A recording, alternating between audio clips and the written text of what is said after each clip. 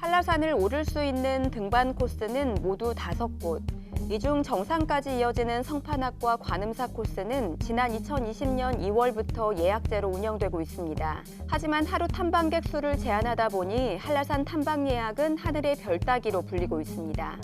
이러다 보니 무료인 한라산 탐방 예약권 거래도 심심찮게 확인되고 있습니다. 최근엔 조직적인 거래 의혹도 제기되고 있습니다. 한 인터넷 홈페이지입니다. 한라산 눈꽃 산행이란 하루 일정이 공개돼 있습니다. 1인당 금액도 정해져 있고 예약을 놓쳤을 경우 해결해준다는 문구까지 있습니다. 특히 이곳에선 매일 10명에서 20명 정도의 한라산 탐방 예약을 받는 것으로 확인됐습니다.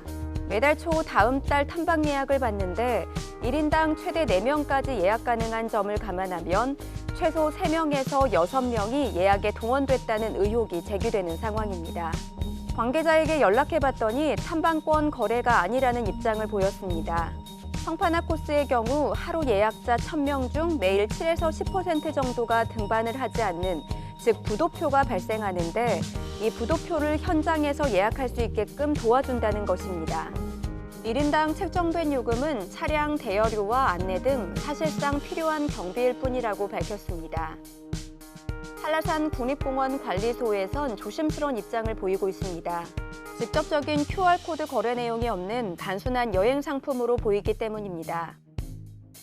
한라산에 대한 인기에 비해 예약 가능한 탐방 인원은 제한되면서 한라산 탐방권 거래와 관련된 의혹도 점점 커지는 상황이 되고 있습니다.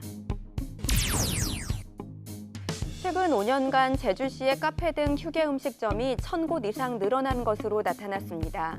제주시가 27일 발표한 식품 공중위생업소 운영 실태 분석 결과에 따르면 카페 등 휴게 음식점은 2018년 2,410곳에서 지난해 3,470곳으로 1000곳 이상 증가했습니다.